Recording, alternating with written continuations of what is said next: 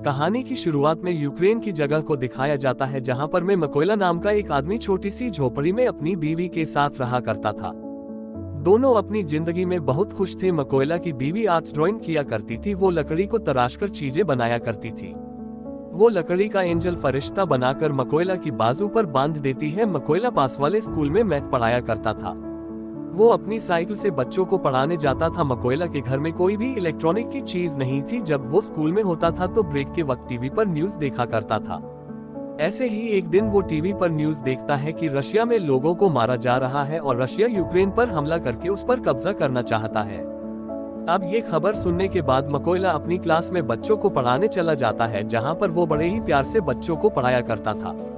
और यहीं पर इस क्लास में एक बदमाश लड़का था जो मकोइला को बिल्कुल पसंद नहीं करता था। वो हर वक्त इन इरादों में रहता था कि कैसे मकोइला को स्कूल से बाहर निकाला जाए, पर उसने कभी भी उस लड़के की हरकतों पर गुस्सा नहीं किया था। एक दिन मकोइला जब स्कूल पढ़ाने जा रहा था तभी रास्ते में कुछ सोल्जर्स फौजियों को देखता है, जिन पर वो ज्यादा ध्यान नहीं देता और स्कूल चला जाता है। पर जैसे ही ये स्कूल आता है तो देखता है सारा स्कूल खाली था। तभी टीवी पर न्यूज देखता है कि रशियन आर्मी यूक्रेन में घुस चुकी है और यहाँ पर कब्जा करना चाहती है। अब मकोइला को समझ आता है जो इसने रास्ते में फौजी देखे थे वो रशिया के थे। पूरे मामले को देखते ही वो फौरन से अपने घर की तरफ भागता है, क्योंकि उसकी बीवी घर पर अकेली थी मगर अब बहुत देर हो चुकी थी। वो जब घर पहुंचता है तो देखता है कि रशियन फौजी उसकी बीवी को मार रहे थे और मकोइला अपनी बीवी को बचाने की कोशिश करता है। फौजी उसे भी पकड़कर मारने लगते हैं। मकोइला उनसे कहता है मेरी बीवी को मत मारो, वह मां बनने वाली है, पर वो फौजी कुछ भी नहीं सुनते और उसके घर को आग लगाकर जाने लगते हैं। अपने घर को जलता देखकर उसकी बीवी उठकर उन फौजियों पर पत्थर मारने लगती है तो एक रशियन फौजी उस पर गोली चला देता है, जिसकी वजह से मकोइला की बीवी मर जाती है।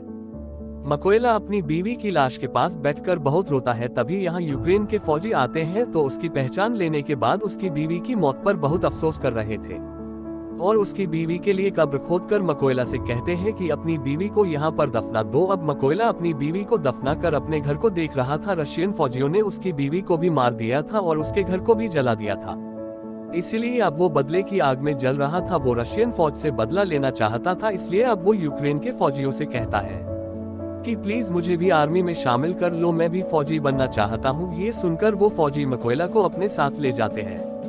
जाने से पहले मकोइला अपने पास लकड़ी का एंजल रख लेता है जो उसकी बीवी ने उसकी हिफाजत के लिए बनाया था। जब यह बेस पर आता है तो यहाँ के कमांडर इसको आर्मी में शामिल नहीं करते, कहते हैं कि क्या पता ये कोई जासूस भी हो सकता है। पर मकोइला कमांडर को बताता है कि रशिया की फौज ने मेरी आंखों के सामने मेरे घर को जला दिया और मेरी बीवी को भी मार दिया, इसलिए मेरे पास जीने की अब कोई वजह नहीं है। मैं रशिया की फौज को मारकर ही सुकून की सांस लूंगा। मैं अपने मुल्क को बचाऊंगा ताकि रशिया की फौज यहाँ पर किसी और के घर को न उजाड़े। ये सुनकर कमांडर मकोइला को आर्मी में शामिल करने के लिए तैयार हो गया था। अब उसकी ट्रेनिंग शुरू हो जाती है। मकोइला को गन्स के बारे में कुछ भी नहीं पता था। जब सभी फौजी गन्स को असेंबल कर रहे थे, उनके हिस्सों को जोड़ रहे थे, तो मकोइला उनके सामने सबसे ज्यादा देर में गन को असेंबल करता है, जिससे सभी फौजियों को ये लग रहा था कि मकोइला कभी भी अच्छा फौजी नहीं बन पाएगा। मगर मकोइला अपनी सारी जान अपनी ट्रेनिंग पर लगा रहा था ताकि वो अच्छे से अच्छा फौजी बन सके। एक दिन ऐसे ही जब वो ट्रेनिंग कर रहा था तो अपने सीनियर से कहता है कि मुझे मकोइला कहकर मत बुलाए, मुझे रेविन कहें। तभी उसके सीनियर उस पर हंसने लगते हैं, कहते हैं खुफिया नाम ऐसे ही किसी को नहीं मिल जाता, उसके लिए इंसान को मेहनत करना पड़ती है। अब मकोइला अपनी पूरी जान से ट्रेनिंग कर रहा था। रात को जब सभी सिपाही सो रहे होते थे तो तब भी मकोइला अपनी प्रैक्टिस करता रहता था। एक दिन उनका कमांडर सबसे कहता है कि हमारे पास स्नाइपर निशानेबाज की कमी है, कौन है जो तुम में से स्नाइपर बनना चाहता है? इनमें से बहुत कम लोग थे जो अपना हाथ ऊपर करते हैं, इन्हीं में से मकोइला भी था जो अपना हाथ ऊपर करता है। सभी उसे देखकर हंस रहे थे। कमांडर उससे कहता है तुम्हें तो गन भी सही तरह से असेंबल करना नहीं आती, तो तुम क्या स्नाइपर बनोगे? मकोइला कहता है मैं एक अच्छा स्नाइपर बन सकता हूँ, आप मेरा कोई भी टेस्ट ले सकते हो। कमांडर उसको टेस्ट लेते हुए कहता है कि तुम्हें सिर्फ 20 सेकंड में इस गन को असेंबल करना होगा। अब मकोइला अपनी आंखों पर पट्टी बांधकर गन को असेंबल करना शुरू करता है और सिर्फ 18 सेकंड में उसने गन को असेंबल कर दिया था। यह देखकर सभी हैरान हो गए थे। जो लोग पहले इस पर हंस रहे थे वो अब इसके लिए तालियां बजा रहे थे। इसके बाद मकोइला की स्नाइपर की ट्रेनिंग शुरू हो गई थी। वो जी जान लगाकर स्नाइपर की ट्रेनिंग कर रहा था। अब वो दिन भी आ गया था जब सभी स्नाइपर को उनकी गन्स दी जाती है। जहां पर सबको अच्छे मॉडल की गन्स दी गई थी, वहीं पर मकोयला को पुरानी गन दी जाती है जो सही से काम भी नहीं करती थी।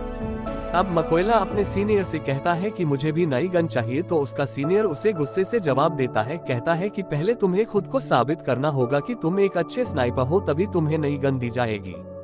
अब सबकी ट्रेनिंग शुरू हो गई थी। इनका सीनियर सबसे कहता है, जब तुम अपना निशाना लगा रहे होगे तो तुम्हें चाहे कोई भी परेशानी आ जाए, तुम्हें अपने टारगेट से नहीं हिलोगे और अपने टारगेट पर पूरा ध्यान लगाकर निशाना लगाओगे।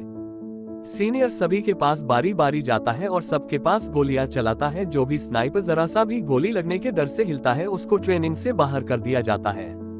अब सीनियर मकोयला के पास जाकर गोली चलाता है तो उसे कोई भी फर्क नहीं पड़ता, वो जरा सा भी नहीं हिला था। जब वो अपनी टारगेट पर निशाना लगा रहा था, तभी सीनियर उसके पास आकर कहता है कि तुम अपने टारगेट को सिर्फ एक बार ही देख सकते हैं, और उसकी आंखों के आगे कुछ रख देता है। अब मकोयला जब निशाना लगाता है तो उसका निशाना चूक जाता है, मगर सब जानते थे कि अगर मकोयला को नई गन जाती और आंखों के आगे कुछ न होता तो उसका निशाना लग जाता। रात को स्नाइपर का नाइट सूट टेस्ट होता है, जिसमें इन्हें रात के अंधेरे में अपने टारगेट को देखकर उस पर निशाना लगाना था, जहां फ्लेयर को चलाकर सबको एक ही बार उनका टारगेट दिखाया जाता है। सब निशाना लगाते हैं पर मकोयला निशाना नहीं लगाता। वह अपने दिमाग में फासले को देखकर मीटर का अंदाजा लगाकर के निशाना लगाता है, जिससे उसका निशाना बिल्कुल ठीक लगता है। जो आज तक किसी ने नहीं किया था, वो मकोयला ने कर दिखाया था। अब सबका रिजल्ट आ चुका था। सीनियर मकोयला को सैल्यूट करता है और कहता है, तुम पास हो चुके हो। और इसके बाद कर्नल मकोयला से कहते हैं, सभी जरूरी सामान को पैक कर लो, तुम्हें एक जरूरी मिशन पर जाना है। मकोयला का पहला मिशन ये था कि पास ही एक चेक पॉइंट पर रशियन आर्मी ने कब्जा किया हुआ था, जिसको इन लोगों ने उनसे छुड़वाना था। मकोयला अपने साथियों के साथ उस जगह पर जाता है। इन सबको एक टारगेट दिया गया था, सभी अपनी पोजीशन ले लेते हैं जहां पर बैठकर इनको निशाना लगाना था। जब ये इन लोगों शूट करने वाले थे तो देखते हैं एक गाड़ी चेक पॉइंट की तरफ जा रही थी। कर्नल सबको गोली चलाने से मना करते हैं, वहीं पर रशियन आर्मी गाड़ी को रोक लेते हैं, जिसमें एक कपल कहीं पर जा रहे थे। रशियन आर्मी ने उन लोगों का पासपोर्ट ले लिया था और उन्हें काफी बुरी तरह से मारने लगते हैं। ये देखकर कर्नल सभी स्नाइपर को गोलियां चलाने को कहता है और एक ही झटके में सभी स्नाइपर रशियन आर्मी को मार गिराते हैं। इनका पहला मिशन पूरा हो गया था।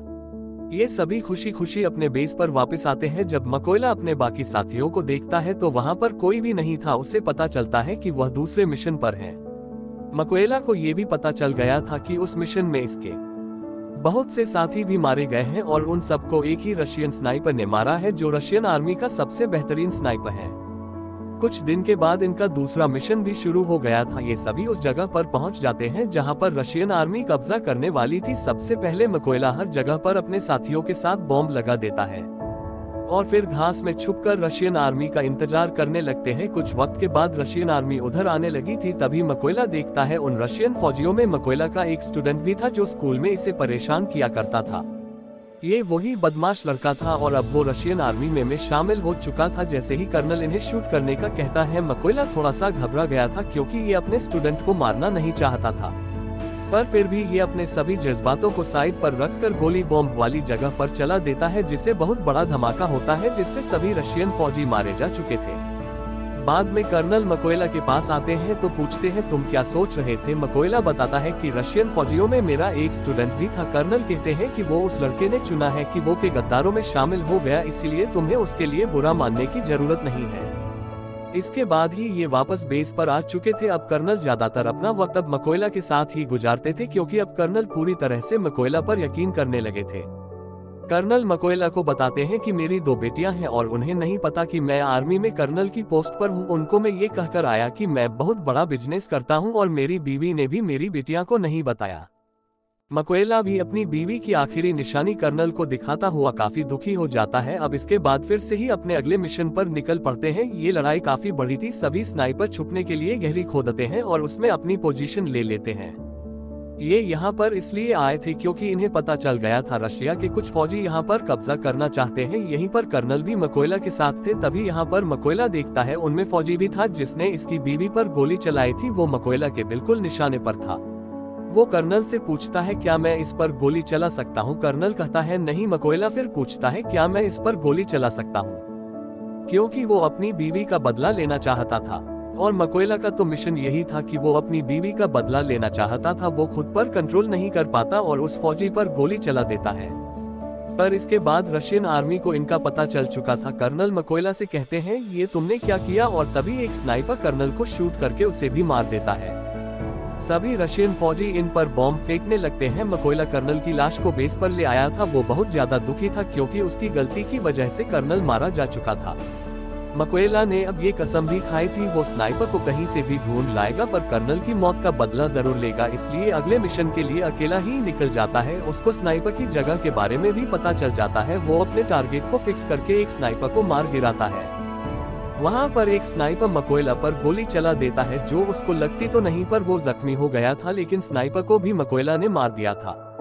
अब क्योंकि मकोइला जख्मी था, इसलिए खुफिया जगह पर जाकर अपने जख्म के ठीक होने का इंतजार करने लगता है। तभी उसे अपनी हेड की कॉल आती है, जो बताते हैं कि हमें उस स्नाइपर का पता चल चुका है जिसने कर्नल को मारा था। तुम जल्दी से बेस पर आ जाओ। मकोइला अब बेस पर आ चुका था। जब इनकी ट्रेनिंग शुरू होती है तो इन्हें बताया जाता है वो स्नाइपर बहुत ही खतरनाक है, उसका निशाना आज तक गलत नहीं लगा है। वो यहाँ पर ये भी बताते हैं कि वो पहले यूक्रेन के फौजियों को मारता है, फिर उनकी वीडियो बनाकर इंटरनेट पर डालता है ताकि यूक्रेन आर्मी हार मान ले। हिट बताते हैं कि हम 2 ग्रुप्स में जाएंगे, बिल्डिंग के अंदर वो स्नाइपर है, हम वहां पर जाएंगे, उन पर हमला करेंगे। तभी मौके का फायदा उठाकर मकोइला उस स्नाइपर को मार देगा। प्लान बन जाने के बाद ये सब लोग ऐसा ही करते हैं। सभी उस जगह पर जाकर अपनी अपनी पोजीशन ले लेते हैं और ये रशियन आर्मी का ध्यान भटकाने में कामयाब हो जाते हैं। और मकोइला इसी बात का फायदा उठाकर अंदर जाकर रशियन स्नाइपर को मार देता है। मकोइला अपने साथियों से कहता है कि मेरा रास्ता साफ कर दो। ये सुनकर सभी मकोइला के साथी रशियन आर्मी पर गोलियां चलाकर उन्हें मार देते हैं। अब अंदर जो स्नाइपर छुपकर बैठा था, जिसको मकोइला मारने आया था, वो सोचता है कि कोई भी फौजी उसकी बात का जवाब नहीं दे रहा। जब ये ऊपर छत पर चेक करने जाता है तो वहां पर जो रशियन स्नाइपर था वो मर चुका था। यह देख वो वापस से अपनी पोजीशन पर आ जाता है। जब वो सामने मकोइला की बीवी का बनाया हुआ एंजल देखता है, तभी मकोइला ऊपर से छलांग लगाकर उस स्नाइपर को मार देता है। जब दूसरे स्नाइपर थोड़ी आवाज आती है, तभी मकोइला उसके पास भी एक बॉम्ब फेंकता है और उस स्नाइपर का भी काम तमाम हो चुका था। लेकिन यहाँ पर हम देखते हैं जब वो स्नाइपर छत पर चेक करने गया था तो उसने फोन करके रशियन आर्मी को बुला लिया था, इसलिए रशियन आर्मी उधर आ रही थी। किसी को भी नहीं पता था कि उनके स्नाइपर मारे जा चुके हैं। इसलिए जब वो अपने स्नाइपर को कॉल कर रहे थे तो कॉल मकोइला उठाता है और उन्हें कहता है कि तुम्हारा वक्त अब खत्म हो चुका है। ये कहकर वो रशियन आर्मी के ट्रक ड्राइवर पर गोली चला देता है, जिसमें सभी रशियन फौजी बैठे थे। इसलिए अब वो बाहर आ गए थे, लेकिन वो ये नहीं जानते थे कि यूक्रेन के स्नाइपर इन पर पहले ही निशाना लगाकर इंतजार कर रहे थे। तभी वो सब इन पर गोलियों की बारिश कर देते हैं। सभी को मारने के बाद मकोइला अपनी बीवी की कब्र पर जाकर उदास मन से कहता है कि मैंने तुम्हारे कातिलों और अपने दुश्मनों से बदला ले लिया है, मगर अब मुझे अपने मुल्क की हिफाजत करनी है, इसीलिए मुझे अब जाना होगा। इतना कहकर अपने अगले मिशन पर निकल जाता है और इसी के साथ ये मूवी भी यहीं पर खत्म हो जाती है।